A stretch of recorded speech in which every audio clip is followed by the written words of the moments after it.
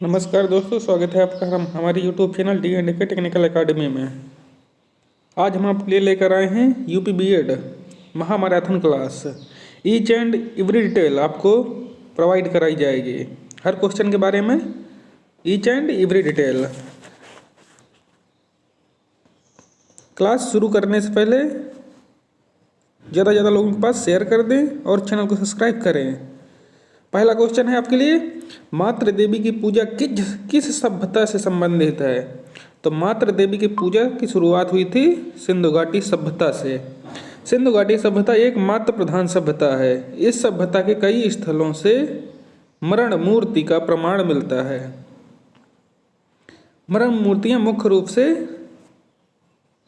मिट्टियों से बनाई जाती थी।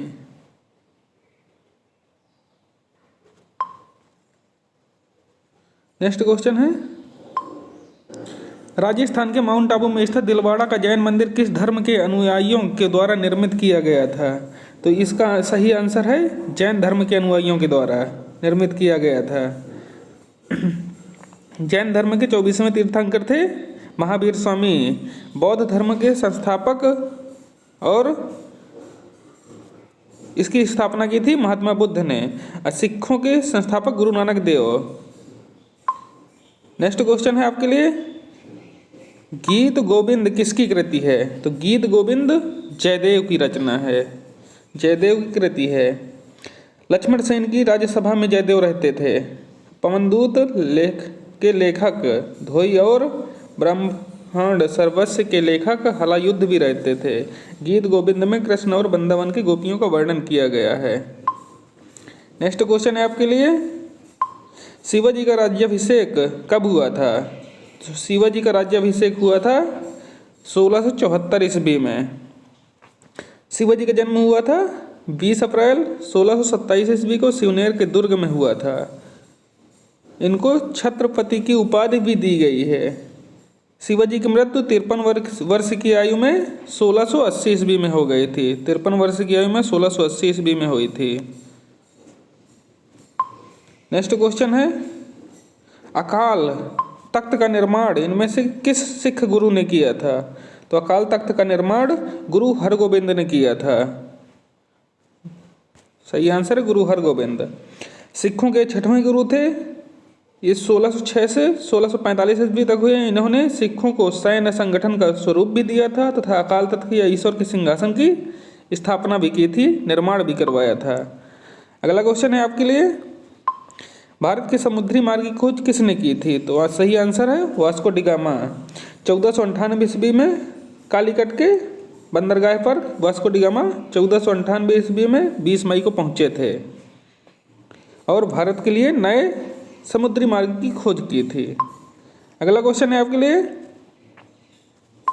भारत में पहली अंग्रेजी व्यापारिक कंपनी कहाँ खोली गई थी? तो इसका सही आंसर है मसूरीपट्टनम, जहांगीर के शासनकाल में खोली गई थी। इसके बाद स्थायी जो खोली गई थी वो सूरत में खोली गई थी। जहांगीर के शासनकाल में ईस्ट इंडिया कंपनी ने सर्वप्रथम 1611 ईस्वी मसूलीपट्टनम तथा मछलीपट्टनम भी उसे कहा जाता है, एक स्थायी कारखाना स्थापित किया था। 1613 ईस्वी में सूरत में स्थापित कारखाना अंग्रेजों की प्रथम स्थायी कारखाना थी। ठीक, 7 नंबर का आंसर है सूरत। अगला क्वेश्चन, बेगम हजरत महल 1857 की क्रांति में किस स्थान से संबंधित रहीं? तो बेगम हजरत महल लखनऊ से नेतृत्व किया 1857 की क्रांति में। लखनऊ में 4 जून 1857 को विद्रोह की शुरुआत हुई। बेगम हजरत महल ने अपने अल्पायु पुत्र बिजरिश कादिर को नवाब घोषित किया था। लखनऊ स्थित ब्रिटिश रेजिडेंसी पर आक्रमण कर दिया था। अपने बेटे को नवाब घोषित कर सेना की बागडोर खुद संभाली थी। क्वेश्चन नंबर 9, गांधी जी के द्वारा क्रियान्वित प्रथम सत्याग्रह जो नील किसानों से संबंधित रहा है, इससे जुड़ा स्थल कौन सा है? तो यह है चंपारण। 19वीं सदी के आरंभ में गोरे बागान मालिकों ने चंपारण के किसानों से एक अनुबंध के आधार पर एक विनिश्चित करा लिया था कि उन्हें अपनी जमीन के 3/20वें भूभाग में नील की खेती करनी पड़ेगी, जिसे तिनकठिया पद्धति के नाम से जाना जाता था। नील की खेती को तिनकठिया पद्धति के नाम से भी जाना जाता था। राजकुमार शुक्ल के आग्रह पर 1917 ईस्वी में गांधी जी ने चंपारण सत्याग्रह की शुरुआत की थी। इसका सही आंसर है चंपारण। अगला क्वेश्चन है,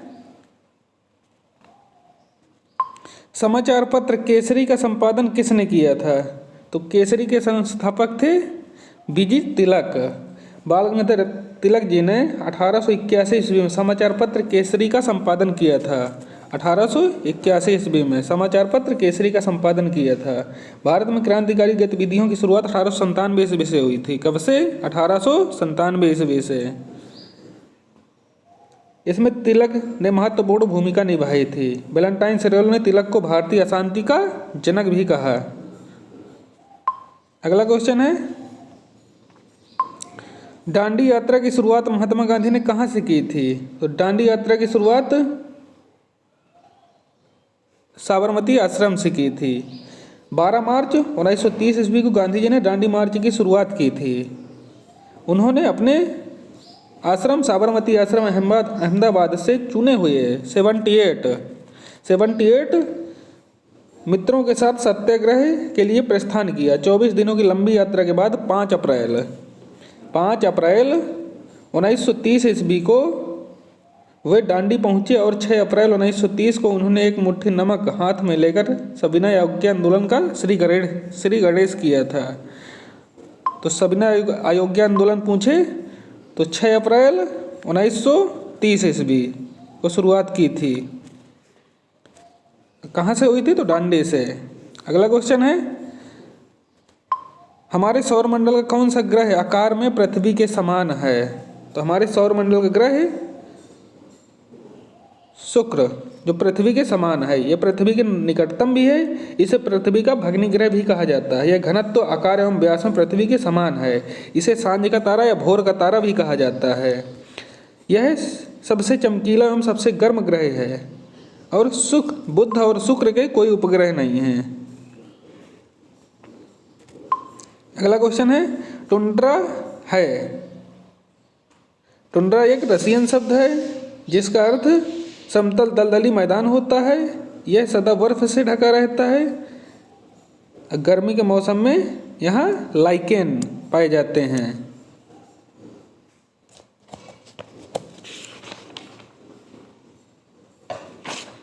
यह शीत मरुस्थल में पाए जाते हैं। टुंड्रा वन शीत मरुस्थल में पाए जाते हैं।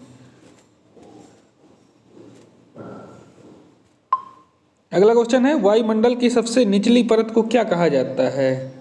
वायुमंडल की कई परतों में विभाजित किया गया है। सबसे निचली परत जो होती है उसे क्षोभ मंडल कहा जाता है। यह वायुमंडल की सबसे निचली परत होती है। इसकी ऊंचाई ध्रुवों पर 8 किलोमीटर तथा विषुवत रेखा पर 18 किलोमीटर होती है। ध्रुवों पर 8 किलोमीटर, विषुवत रेखा पर 18 किलोमीटर होती है। यह सभी वायुमंडलीय घटनाएं जैसे बादल, आंधी और वर्षा के लिए उत्तरदायी है। तो आपका सही आंसर हो जाएगा क्षोभ मंडल। नेक्स्ट क्वेश्चन, भारत का सबसे ऊंचा पठार कौन सा है? भारत का सबसे ऊंचा पठार, तो इसे लद्दाख का पठार बोलते हैं। लद्दाख का पठार जम्मू कश्मीर में अवस्थित है। यह हिमालय के दक्षिण एवं कानुलून पर्वत श्रृंखला के उत्तर में अवस्थित है। तंगलंग का दर्रा यह यहाँ अवस्थित है। इसकी ऊंचाई 10,000 फीट है। इसकी अगर ऊंचाई पूछे तो 10,000 फीट। अगला क्वेश्चन है, प्रायद्वीपीय भारत की सबसे लंबी नदी कौन सी है? तो प्रायद्वीपीय भारत की सबसे लंबी नदी है गोदावरी। गोदावरी प्रायद्वीपीय भारत की सबसे लंबी नदी है। इसको दक्षिण की गंगा के नाम से भी जाना जाता है। यह नदी नासिक के निकटतम महाबलेश्वर से निकलकर दक्षिण पूर्व की ओर बहती हुई बंगाल की खाड़ी में गिरती है। हर क्वेश्चन में आपको डिटेल जानकारी दी जा रही है। अभी अभी आए हैं तो ज़्यादा ज़्यादा लोगों के पास शेयर कर दें। पश्चिमी घाट के उत्तरी भाग को किस नाम से जाना जाता है? पश्चिमी घाट के उत्तरी भाग को किस नाम से जाना जाता है? तो ये जाना जाता है कोंकण तट। सही आंसर है आपका कोंकण तट। पश्चिमी घाट का उत्तरी भाग कोंकण तट कहलाता है। इसमें अवस्थित मैदान गुजरात से प्रारंभ होकर केरल तक जाते हैं। यह 720 किलोमीटर लंबा है। कितना? 720 किलोमीटर लंबा है। इसमें महाराष्ट्र, गोवा और कर्नाटक के भाग सम्मिलित हैं। नेक्स्ट क्वेश्चन है, वह प्रोग्राम जो किसी व्यक्ति द्वारा पढ़ा जा सके उसे क्या कहा जाता है?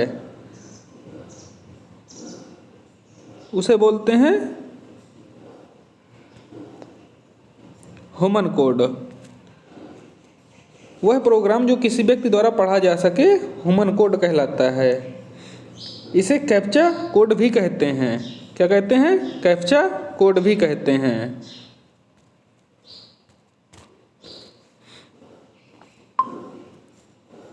अगला क्वेश्चन, निम्नलिखित में से कौन सा भारत की निम्न कृषि उत्पादकता के लिए उत्तरदायी नहीं है?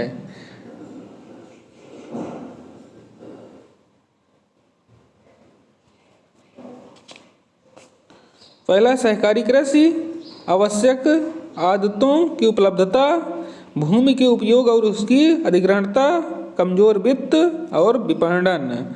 तो आपका सही आंसर हो जाएगा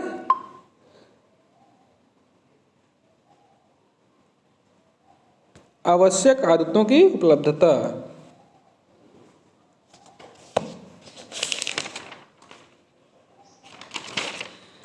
सहकारी खेती कृषि उत्पादकता के लिए आवश्यक नहीं है। नेक्स्ट क्वेश्चन है, निम्नलिखित में से कौन सा बंदरगाह भारत के पश्चिमी तट से संबंधित नहीं है? जो पश्चिमी तट पर नहीं पाया जाता है। तो यह है तुतीकोरिन। यह तमिलनाडु राज्य में पाया जाता है। नन्ना सेवा बंदरगाह मुंबई में है। मार्मा गोवा में है। और कोच्चि बंदरगाह केरल में है। तो कह रहा है भारत के पश्चिमी तट से संबंधित नहीं है। तो आपका सही आंसर हो जाएगा तुतीकोरिन।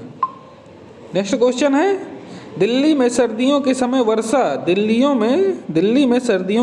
वर्षा किस मानसून के कारण होती है?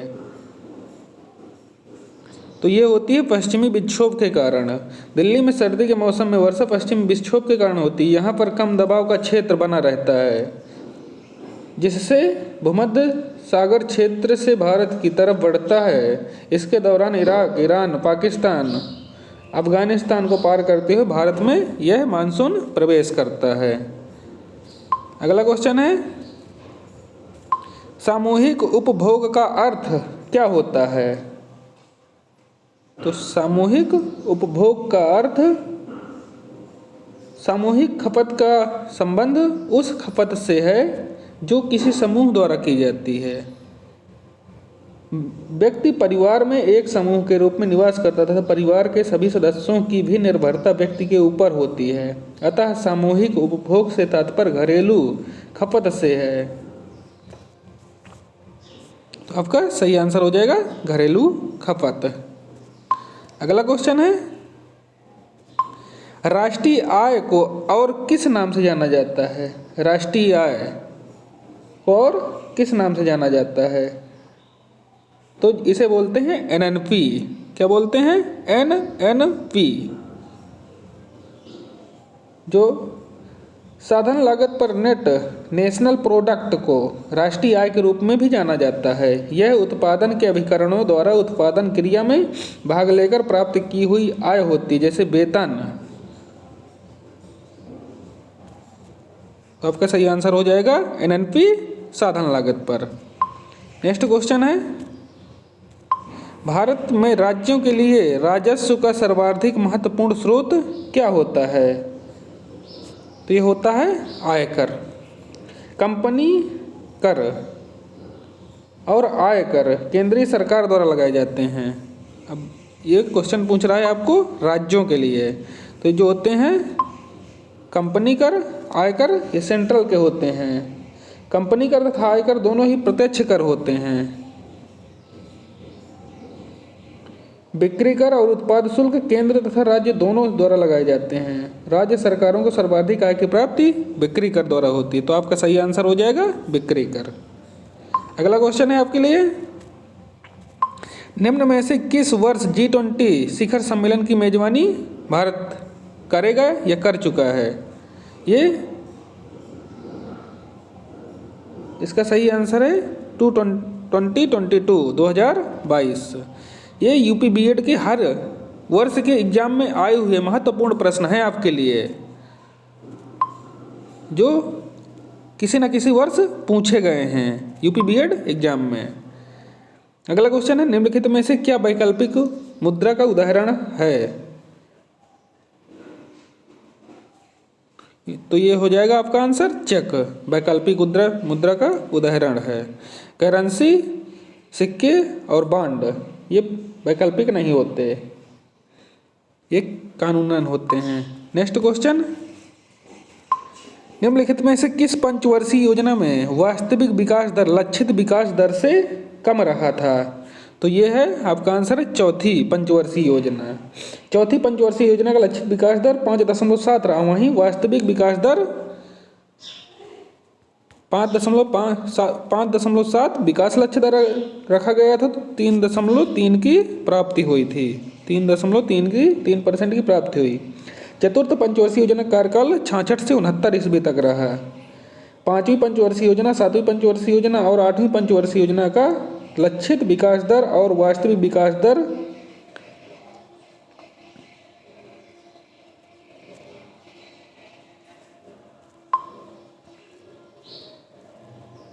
अगला क्वेश्चन है आपके लिए, संविधान किस तिथि को पूर्णतः बनकर तैयार हुआ था? तो तैयार हुआ था 26 नवंबर 1949। 26 नवंबर 1949। संविधान को अगर पूछे लागू कब किया गया तो 26 जनवरी 1950 को। इसका निर्माण किया था डॉक्टर भीमराव अम्बेडकर, जो इस प्रारूप समिति के अध्यक्ष थे। अगला क्वेश्चन है, भारत में राजनीतिक शक्ति का प्रमुख स्रोत क्या होता है? भारत में राजनीतिक शक्ति का प्रमुख स्रोत क्या होता है? तो यह है, भारत एक प्रजातांत्रिक देश है, इसकी समस्त शक्ति का स्रोत जनता में निहित होता है। इसका अभिप्राय यह होता है कि एक प्रजातांत्रिक देश में प्रतिनिधि का जनता द्वारा निर्वाचित होता है। जो प्रतिनिधि होता है जनता द्वारा चुने जाते हैं, निर्वाचित किए जाते हैं। सही आंसर हो जाएगा भारत की जनता। अगला क्वेश्चन है, शिक्षा शब्द, शिक्षा जो शब्द होता है किस सूची से संबंधित है? तो ये आएगा आपका समवर्ती सूची में। शिक्षा संबंधी विषय संविधान की अनुसूची 7 की समवर्ती सूची में वर्णित है, जिस पर कानून बनाने का अधिकार केंद्र और राज्य को दोनों को दिया गया है। 42वें संविधान संशोधन 1976 द्वारा शिक्षा को राज्य सूची से हटाकर समवर्ती सूची में डाला गया था। शिक्षा शब्द पहले राज्य सूची में था, इसके बाद समवर्ती सूची में 1976 में पहुंचाया गया था। अगला क्वेश्चन है, भारत के संविधान के किस अनुच्छेद के अंतर्गत सशस्त्र बलों के मौलिक अधिकार विशेष रूप से प्रतिबंधित हो सकते हैं? तो इसका सही आंसर है अनुच्छेद 33। अनुच्छेद 33 संसद सदस्यों को सशस्त्र बल के जवानों के मौलिक अधिकार को प्रतिबंधित या रद्द करने की शक्ति देता है। प्रावधानों का उद्देश्य यह है कि इसके माध्यम से वे अपने कर्तव्यों के उचित निर्वहन व अनुशासन का रखरखाव सुनिश्चित कर सकें। अगला क्वेश्चन है आपके लिए,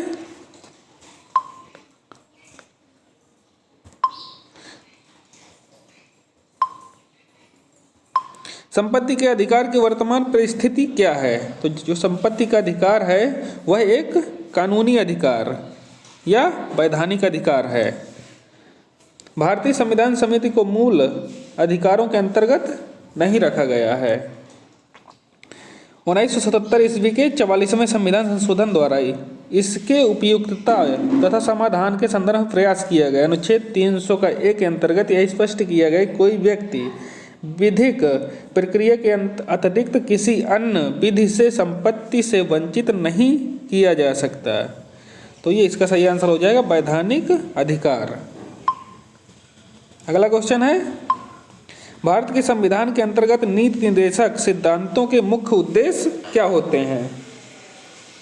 भारत के संविधान के अंतर्गत नीति निर्देशक सिद्धांतों के मुख्य उद्देश्य क्या होते हैं? तो इसका लोक कल्याणकारी राज्य की स्थापना करना है। देश में लोक कल्याणकारी तथा न्यायशील शासन की स्थापना हेतु नीति निर्देशक सिद्धांत राज्यों को तथा केंद्र को दिशा निर्देश देता है। संविधान के भाग 4 के अनुच्छेद 36 से 51 में यह कहा गया है कि नीति निर्देशक तत्वों को संविधान में शामिल किया गया। अगला क्वेश्चन है, भारत के राष्ट्रपति के निर्वाचन में विजयी उम्मीदवार के लिए प्राप्त करना आवश्यक है कितने % हासिल करने चाहिए? तो कुल मतदान का 50% से अधिक मतदान। भारत के राष्ट्रपति का पद अनुच्छेद 54 में है, आर्टिकल 54 में। अगला क्वेश्चन, गुट निरपेक्षता से तात्पर्य क्या है? गुट निरपेक्षता से तात्पर्य क्या है? गुट निरपेक्षता से तात्पर्य क्या है?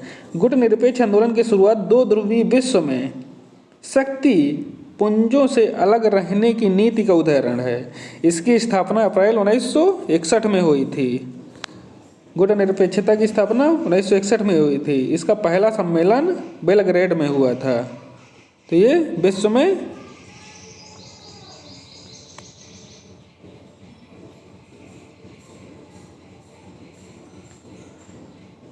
इसका सही गुट निरपेक्षता से तात्पर्य, इसका सही आंसर है शक्तिपुंजों से तटस्थता। अगला क्वेश्चन है,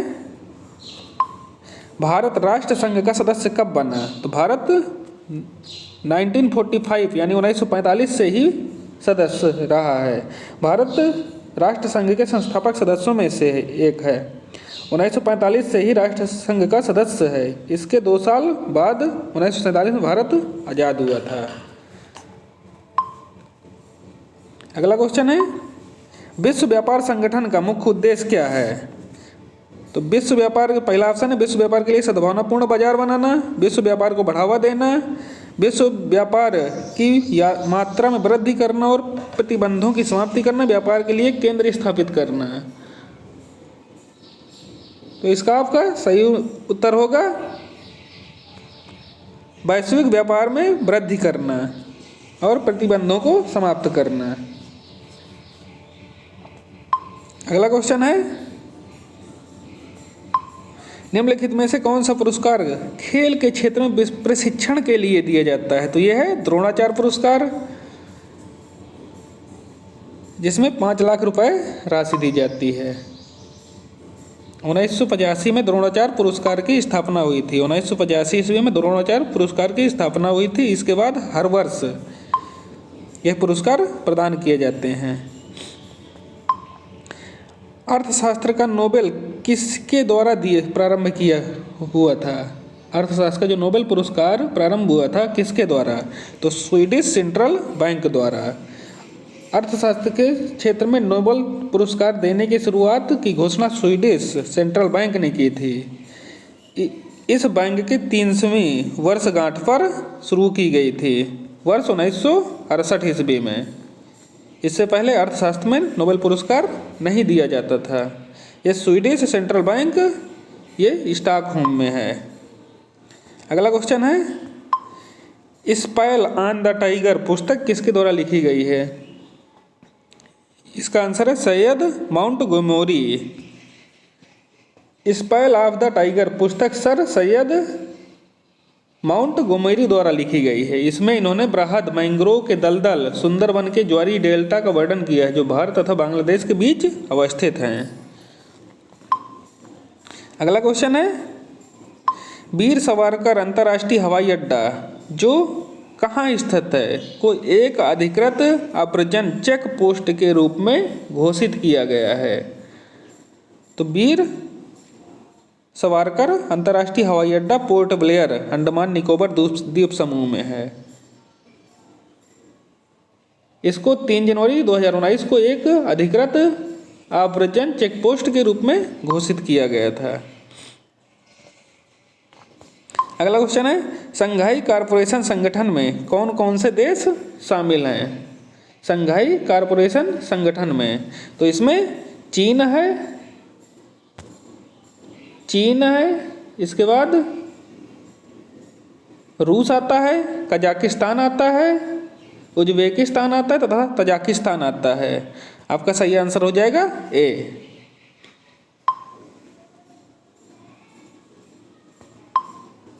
शंघाई सहयोग संगठन में बाद में रूस, चीन, तजाकिस्तान, कजाकिस्तान, किर्गिस्तान को मिलाकर 1996 में इसे और विस्तारित कर दिया गया था। अगला क्वेश्चन है, दूरी मापने की सबसे बड़ी इकाई क्या है? तो यह है प्रकाश वर्ष। दूरी मापने की सबसे बड़ी इकाई जो होती है पारसेक होती है। एक पारसेक बराबर 3.08 × 10⁻16 मीटर होता है। अगला क्वेश्चन है,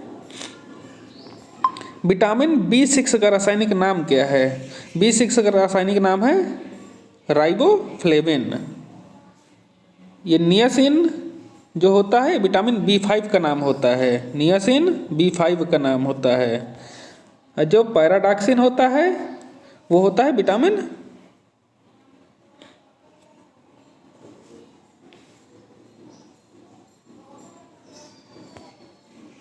क्वेश्चन है, विटामिन B6 का रासायनिक नाम क्या होता है?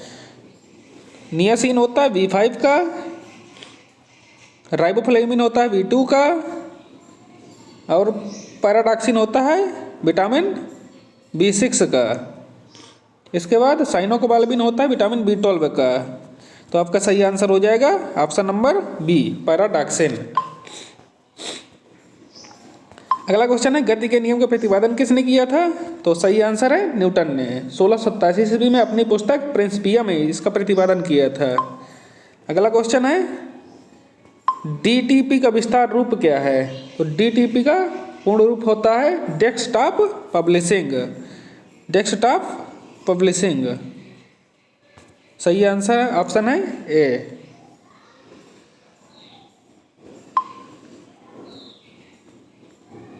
अगला क्वेश्चन है, दवा व खाद्य पदार्थों के संरक्षण आदि में किस अम्ल का प्रयोग किया जाता है? दवा व खाद्य पदार्थों के संरक्षण में बेंजोइक अम्ल का इस्तेमाल किया जाता है। सही आंसर हो जाएगा बेंजोइक। जो साइट्रिक अम्ल होता है धातुओं को साफ करने में इस्तेमाल किया जाता है। फार्मिक अम्ल जीवाणुनाशक के रूप में किया जाता है और एसिटिक अम्ल विलायक के रूप में किया जाता है। अगला क्वेश्चन है, मस्तिष्क किसके साथ मिलकर केंद्रीय तंत्रिका तंत्र की स्थापना करता है? मस्तिष्क किसके साथ मिलकर केंद्रीय तंत्रिका तंत्र की स्थापना करता है? तो ये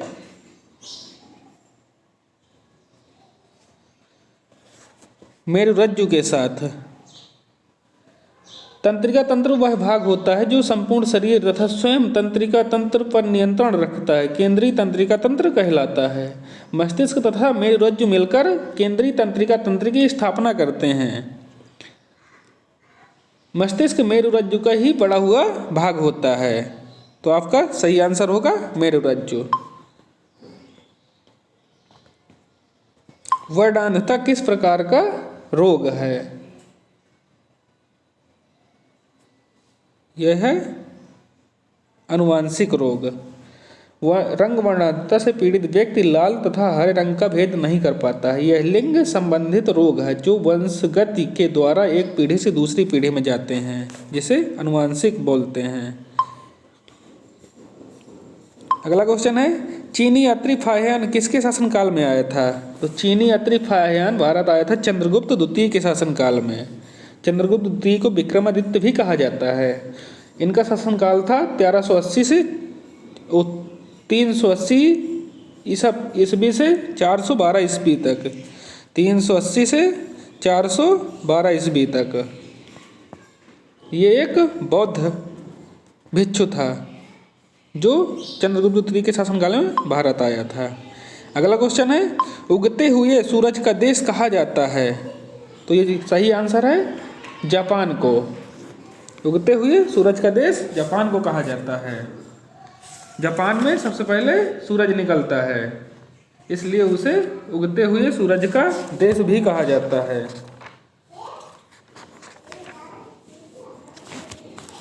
अगला क्वेश्चन है आपके लिए,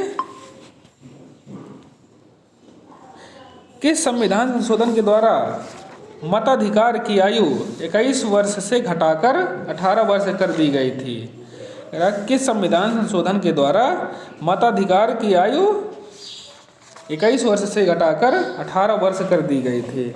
तो आपका सही आंसर है 61 संविधान संशोधन 1989 के द्वारा।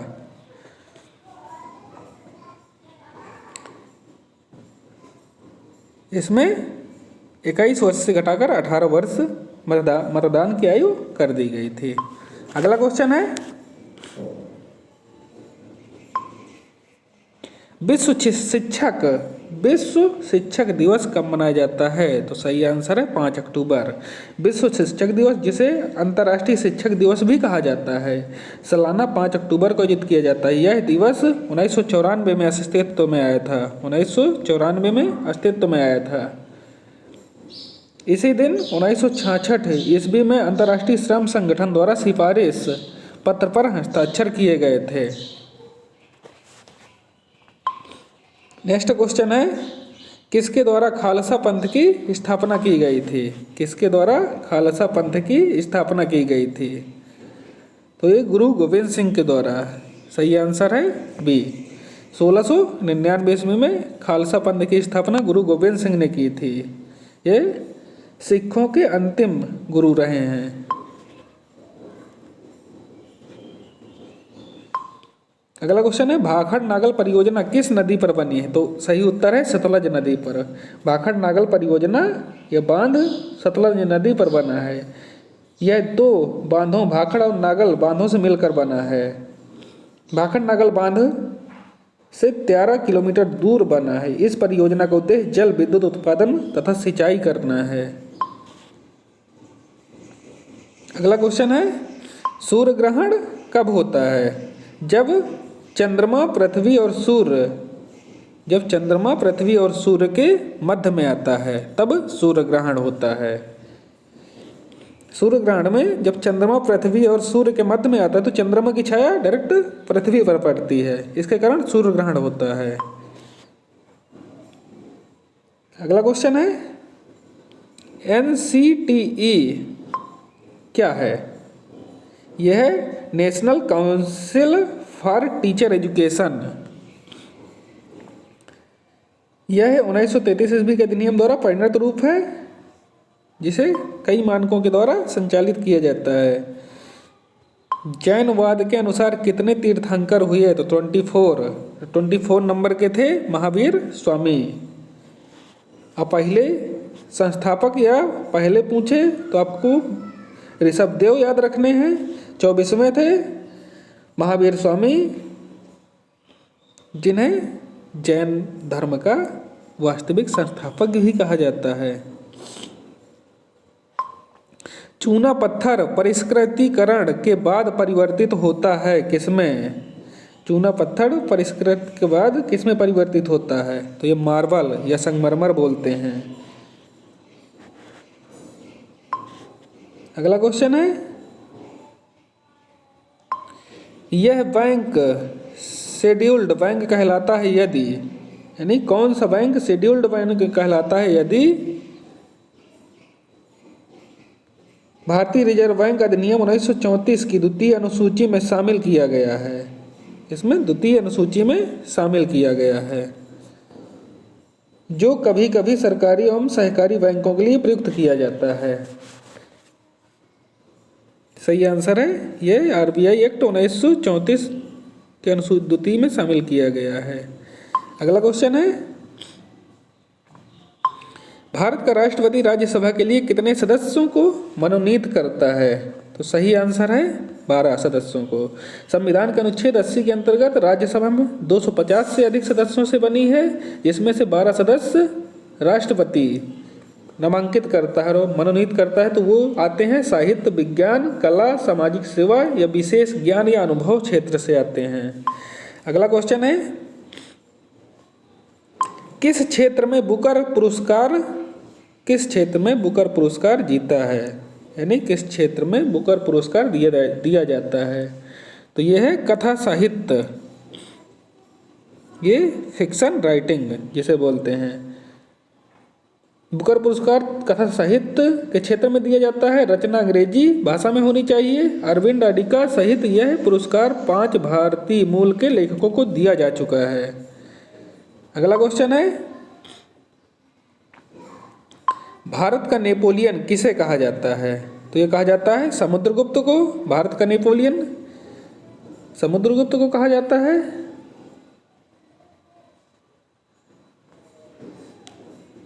समुद्रगुप्त गुप्त साम्राज्य के सबसे प्रतापी शासक रहे हैं। प्रयाग प्रशस्ति तथा अन्य प्रशासनिक स्रोतों के माध्यम से पता चलता है कि समुद्रगुप्त की विजय पताका लगभग संपूर्ण भारत पर लहराई थी।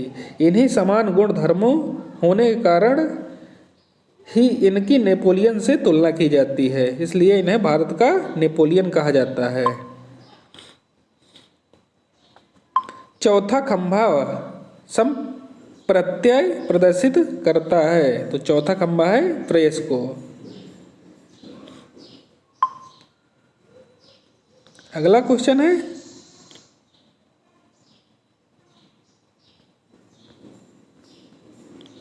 ये क्वेश्चन दोबारा आज गया है। भारत का नेपोलियन समुद्रगुप्त, अभी इसका जिक्र ऊपर कर चुके हैं। शोभना पुरटू प्रवर्तक हैं। शोभना पुरटू प्रवर्तक हैं। तो ये एक प्रसिद्ध शास्त्रीय शैली एक गायिका हैं। इनका मूल नाम भानुमति शिरोडकर था। इन्होंने गायन की ठुमरी शैली को विश्व भर में ख्याति दिलाई थी। तो आपका सही आंसर हो जाएगा ठुमरी शैली। शोभना गुट्टू को ठुमरियों की रानी भी कहा जाता है। इन्होंने ठुमरी के अतिरिक्त कजरी, होरी, दादरा आदि गायन व विकास में महत्वपूर्ण योगदान दिया है। अगला क्वेश्चन है, सौर मंडल के किन ग्रहों को निकृष्ट ग्रहों के रूप में जाना जाता है? निकृष्ट ग्रहों के रूप में किन ग्रहों को जाना जाता है? तो वो ग्रह हैं बुध, शुक्र। निकृष्ट ग्रहों का मतलब है जिनके पास कोई भी उपग्रह नहीं है। तो आंसर है बुध और शुक्र। इन्हें इनफियर ग्रह भी कहा जाता है।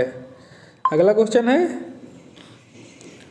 पाक जल डमरू मध्य अलग करता है 2 देशों को।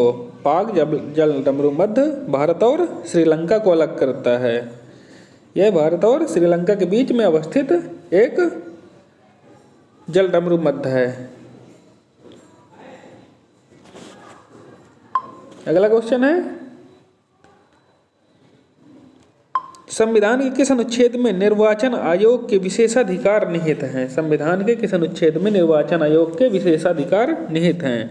सही आंसर है 324 में। भारत निर्वाचन आयोग एक स्वायत्त एवं अर्ध न्यायिक संस्थान है जिसका गठन भारत में स्वतंत्र एवं निष्पक्ष रूप से विभिन्न प्रतिनिधिक संस्थाओं के प्रतिनिधि के चुनाव हेतु किया गया है। निर्वाचन आयोग का वर्णन संविधान के अनुच्छेद 324 में किया गया है। अगला क्वेश्चन है, पोंगल त्योहार मनाया जाता है। तो पोंगल त्योहार तमिलनाडु का है। पोंगल तमिल हिंदुओं का एक प्रमुख त्योहार है। यह प्रतिवर्ष 14 या 15 जनवरी को मनाया जाता है। इसकी तुलना नवान्न से की जाती है जो फसल कटाई का उत्सव है। पोंगल का तमिल में अर्थ होता है उफान या विप्लव। अगला क्वेश्चन है, वर्ष 2014 में भारत का कौन सा राज्य 29वां राज्य बना था? तो सही उत्तर है तेलंगाना। वर्तमान में भारत में 28 राज्य हैं और 8 केंद्र शासित प्रदेश हैं। जापानी संसद को क्या कहा जाता है? जापानी संसद को डायट कहा जाता है। जापान की संसद को डायट कहते हैं जो द्विसदनीय है। इसके निचले सदन को प्रतिनिधि सभा और ऊपरी सदन को पार्षद सभा कहते हैं। दोनों सदनों का चुनाव समानांतर मतदान से होता है। कानून बनाने के साथ साथ प्रधानमंत्री का चुनाव भी संसद की जिम्मेदारी होती है। अगला क्वेश्चन है ओमान की राजधानी क्या है? तो ओमान की राजधानी है मस्कट। ओमान अरब प्रायद्वीप के पूर्व दक्षिण में स्थित है एक देश है जिसे आधिकारिक रूप से सल्तनत ओमान नाम से भी जानते हैं। ओमान की राजधानी मस्कट है। सही उत्तर होगा डी मस्कट। अगला क्वेश्चन है बिहू किस राज्य का मुख्य त्योहार है? तो बिहू असम का मुख्य त्योहार है। यह असम के 3 अलग अलग सांस्कृतिक उत्सवों के एक समूह को दर्शाता है। इसमें बिहू शब्द बिहू नृत्य और बिहू लोकगीत दोनों की ओर संकेत करता है। अगला क्वेश्चन है भारत के संविधान के किस अनुच्छेद में मौलिक कर्तव्यों का वर्णन किया गया है? तो सही आंसर होगा 51 का ए, जिसे भाग 4 का एक का के अंतर्गत भाग 4 का के अंतर्गत आते हैं।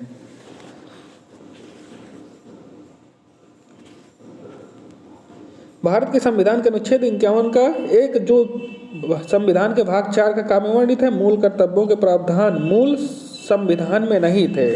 इन्हें 42वें संविधान संशोधन अधिनियम 1976 द्वारा स्वर्ण सिंह समिति की अनुशंसा पर जोड़ा गया था।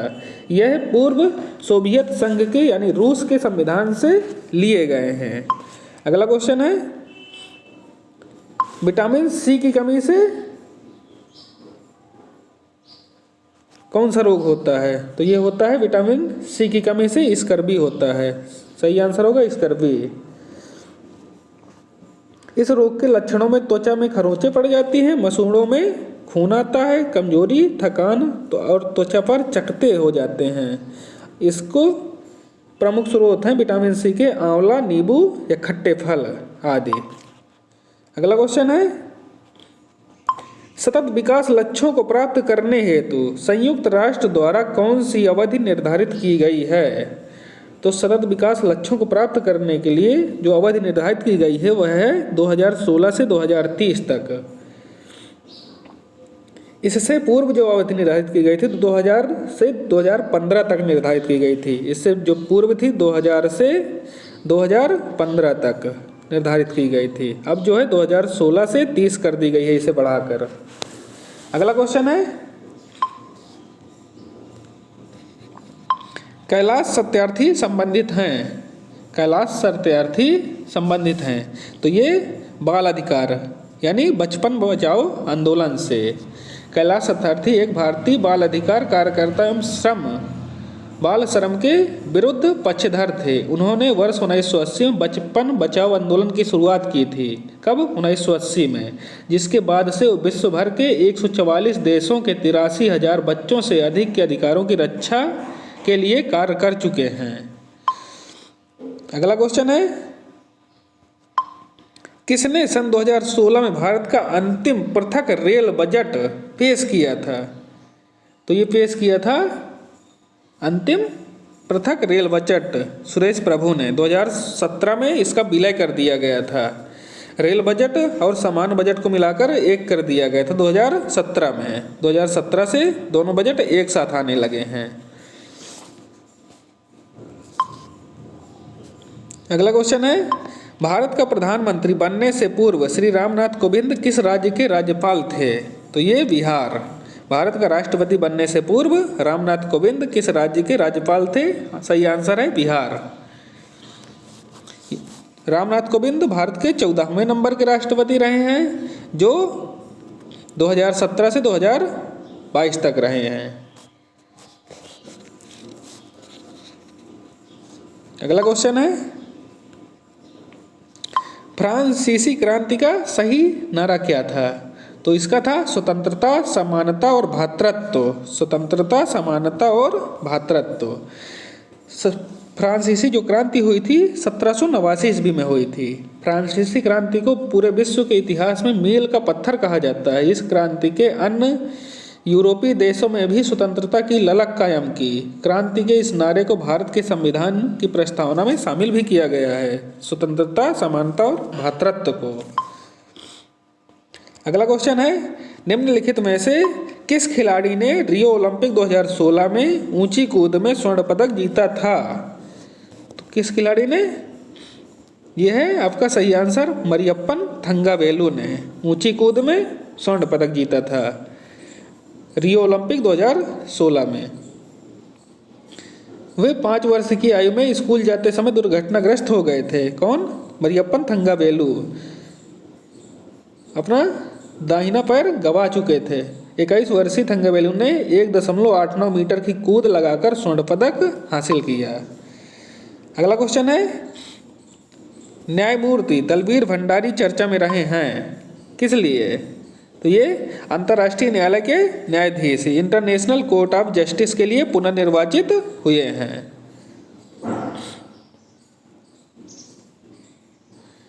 न्यायमूर्ति दलवीर भंडारी वर्तमान में अंतर्राष्ट्रीय न्यायालय के न्यायाधीश हैं। भारत की ओर से वे अंतर्राष्ट्रीय न्यायालय में न्यायाधीश के पद पर 27 अप्रैल 2012 को निर्वाचित हुए थे। नवंबर 2016 में वे इस पद से दूसरे कार्य के लिए भी निर्वाचित हो गए। इसका कार्यकाल 2022 में समाप्त हो गया था। 2022 में समाप्त हो गया था। अगला क्वेश्चन है, किसको भारत में सर्वाधिक पुराना ग्रंथ माना जाता है? किसको भारत में सर्वाधिक पुराना ग्रंथ माना जाता है? तो यह है ऋग्वेद। सही आंसर है ऋग्वेद। प्राचीन भारत के वैदिक युग में ऋचाओं के संकलन का ग्रंथ ऋग्वेद सर्वाधिक पुराना ग्रंथ है। यह श्रुति ग्रंथ है। रामायण वाल्मीकि द्वारा, गीता वेदव्यास द्वारा और न्याय गौतम द्वारा रचित ग्रंथ हैं। जो न्याय है वो गौतम जी ने रचा था, रामायण वाल्मीकि ने और गीता वेदव्यास ने। अगला क्वेश्चन है, किसी प्राणी की ज्ञानेंद्रियां उसे सहायता प्रदान करती हैं? किसी प्राणी की ज्ञानेंद्रियां उसे सहायता प्रदान करती हैं ये उद्दीपक के प्रति अनुक्रिया करने में। किस लिए? उद्दीपक के प्रति अनुक्रिया करने में। किसी प्राणी की ज्ञानेंद्रियां संवेदनाओं तथा स्पर्श के प्रति उद्दीपक का कार्य करती हैं तथा जिसके फलस्वरूप अनुक्रिया होती है। ये ज्ञानेंद्रियां आँख, कान, नाक, जीहा, त्वचा हैं। इसके गुणधर्म द्वारा प्राप्त ज्ञान से अनुवर्ती क्रियाएं होती हैं। अगला क्वेश्चन है, किसको भारत में हरित क्रांति का जनक कहा जाता है? तो भारत में है तो MS स्वामीनाथन। सही उत्तर है MS स्वामीनाथन। MS स्वामीनाथन पौधों के जेनेटिक वैज्ञानिक हैं। इन्हें भारत का हरित क्रांति का जनक भी कहा जाता है। इन्होंने 1966 में, कब? 1966 में मैक्सिको के बीजों को पंजाब की घरेलू किस्मों के साथ मिश्रित करके उच्च उत्पादकता वाले गेहूं के हाइब्रिड बीज विकसित किए। वर्ष 1972 ईस्वी में भारत सरकार ने इन्हें पद्म विभूषण दिया था। कब दिया था? 1972 ईस्वी में। अगला क्वेश्चन है, निम्नलिखित में से कौन सा नाटक विलियम शेक्सपियर द्वारा रचित है? Julius and seizure. हैमलेट भी है। जूलियस सीजर, हैमलेट है। इसके बाद इज यू लाइफ इट। ये तीनों विलियम शेक्सपियर द्वारा ने रचे हैं। और आपका सही आंसर है आर्म एंड द मैन। यह जॉर्ज बर्नार्ड शॉ ने रचा था इस नाटक को। यह एक हास्य नाटक है।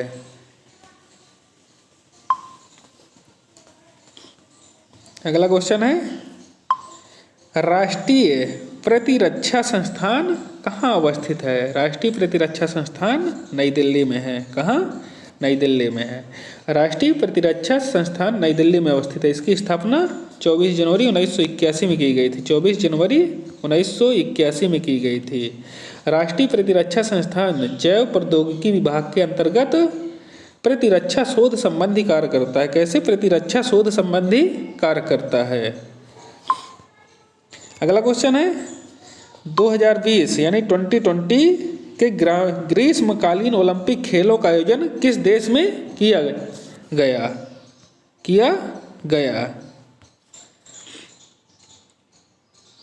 तो यह है जापान। कहाँ किया गया था? जापान में। वर्ष 2020 में ग्रीष्मकालीन ओलंपिक खेलों का आयोजन जापान की राजधानी टोक्यो में, ये 2021 में आयोजित किए गए थे। टोक्यो में आयोजित किए गए थे। यह जापान को 56 वर्षों के बाद ओलंपिक का आयोजन करने का अधिकार मिला था। अगला क्वेश्चन है, ये मिलान करना है आपको।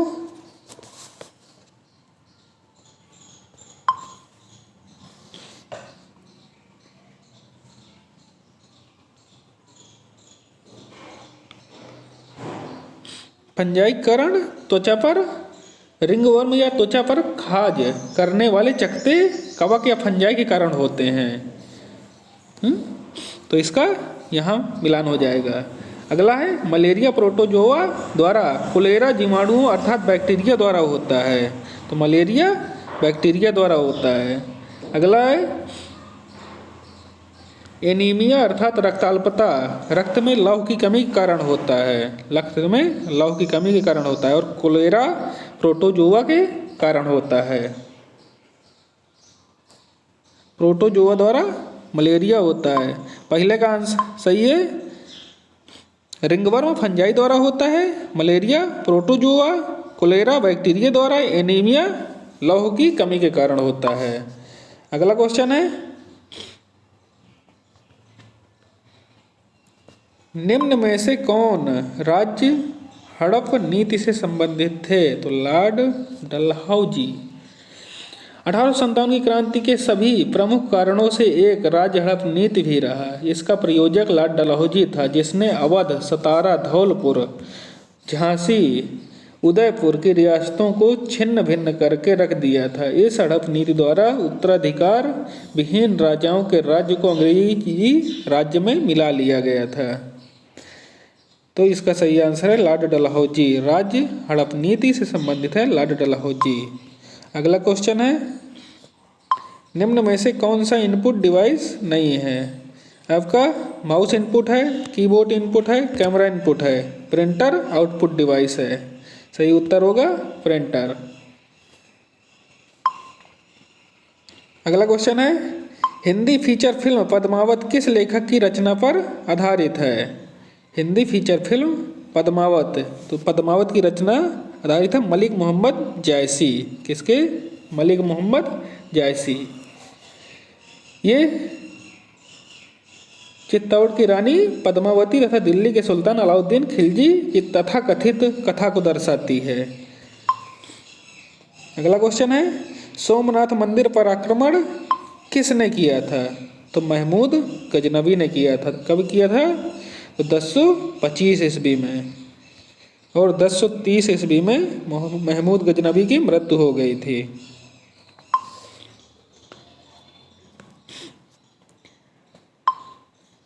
महमूद गजनबी अफगानिस्तान के गजनी राज्य का शासक था, जिसने धन की चाह में भारत पर 17 बार आक्रमण किए। 1024 में उसने अपनी सेना के साथ सोमनाथ मंदिर पर आक्रमण कर वहां 25,000 श्रद्धालुओं की हत्या कर भयंकर लूटपाट के बाद गजनबी कच्छ के रण से वापस जाने के लिए निकल पड़ा, जहां पर उसे कुछ डाकुओं ने लूट लिया था।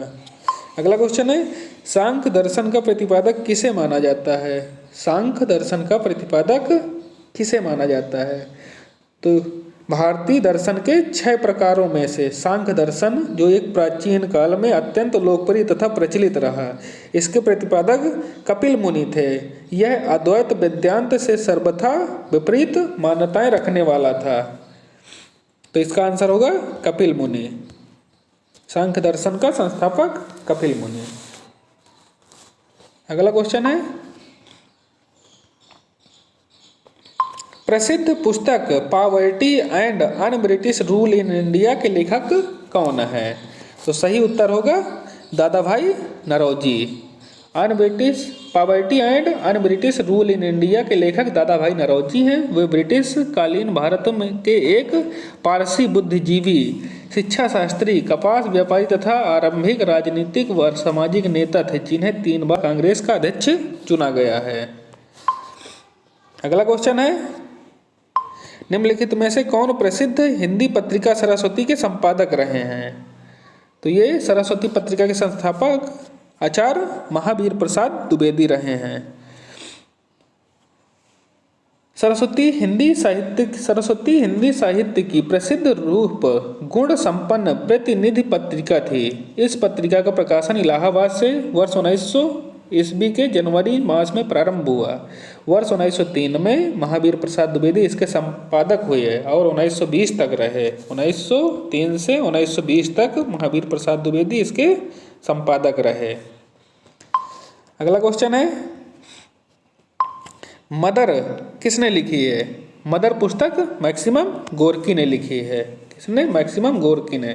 मदर पुस्तक मैक्सिमम रूसी लेखक मैक्सिमम गोर्की द्वारा रचित है। मैक्सिमम गोर्की ने समाजवादी यथार्थवाद नामक साहित्यिक परिभाषा की स्थापना की थी 1906 से 1913 तक और फिर 1921 से 1929 तक वो रूस से निष्कासित रहे।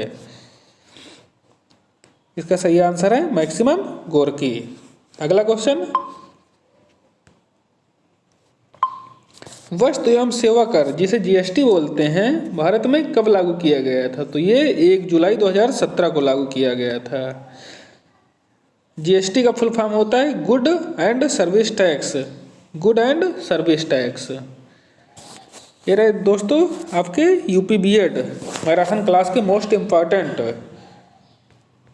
150 क्वेश्चन आंसर्स जो आपको एग्जाम में सेम टू सेम देखने को मिलेंगे। ये पिछले कई एग्जामों में लगातार पूछे गए और आने वाले कई एग्जामों में लगातार पूछे जाएंगे इस प्रकार के क्वेश्चन। इसलिए चैनल को सब्सक्राइब करना बिल्कुल ना भूलें, वीडियो को लाइक करें।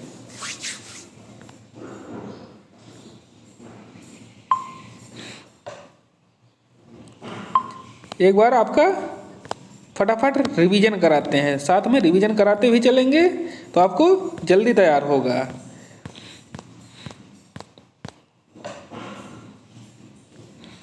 चलिए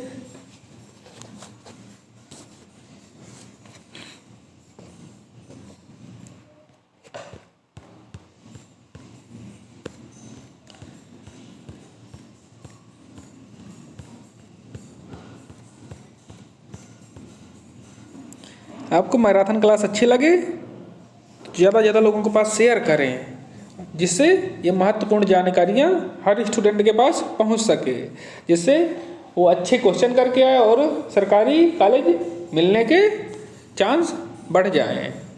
इसलिए उत्तर प्रदेश बीएड प्रवेश परीक्षा जीके एंड जीएस की मैराथन क्लास यूट्यूब पर पहली बार सिर्फ D&K technical academy YouTube channel पर।